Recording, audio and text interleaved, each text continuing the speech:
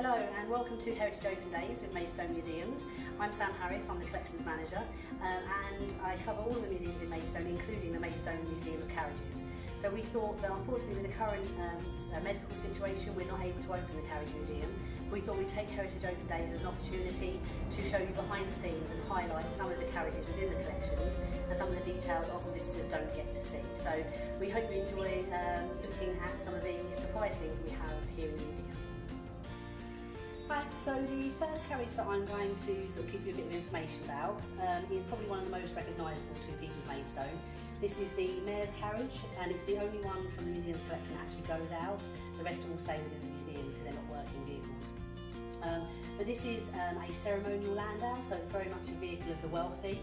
It actually was made and belonged to one of Queen Victoria's sons. It was given to the people of Maidstone in the 1950s to be used by the Mayor for his installation ceremonies.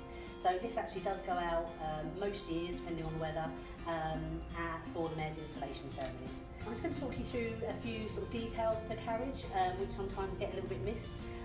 So this has the town's coat of arms on it, which has the iguanodon on one side and the lion on the other. We're one of the only towns in the world to have a dinosaur on its coat of arms in Maidstone. But then some more of the details of the construction of the carriage. So here, I don't know if you can see, is the piece hanging down is called a drag chute. Carriages traditionally didn't have brakes, not this era anyway, so this would have acted as a brake. So when the carriage stopped or if it was going up a hill, this would be placed under the wheel to stop it sliding backwards or forwards.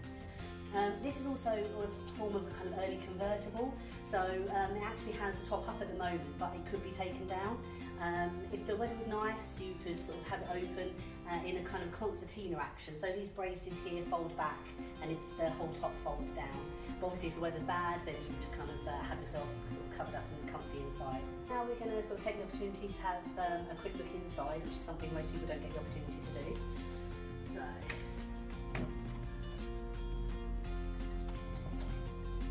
So straight away, we can see that there's quite beautiful blue inside.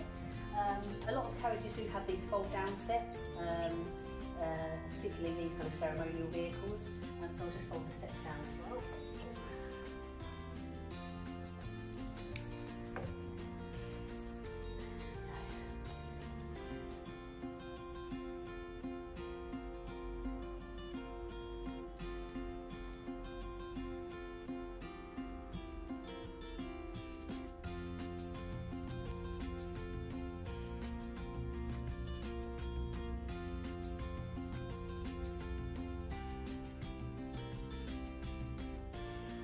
And just to point out another few details of the carriage as well, on landaus and particularly ceremonial vehicles, you have what's called a hammer cloth.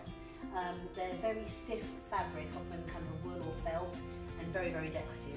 This is actually the seat that the driver would have sat on. The piece underneath it is commonly called a boot, and this is where some of the terms are transferable from carriages to modern cars as well. And then other little details include things like the springs, so the suspension systems varied from carriage to carriage, depending on the purpose of it and how wealthy you were, and also over time.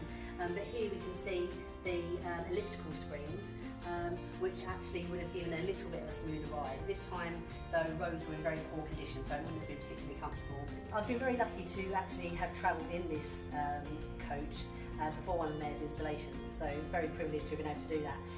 And I'm very doubtful though that any day they'll ever let me actually drive it.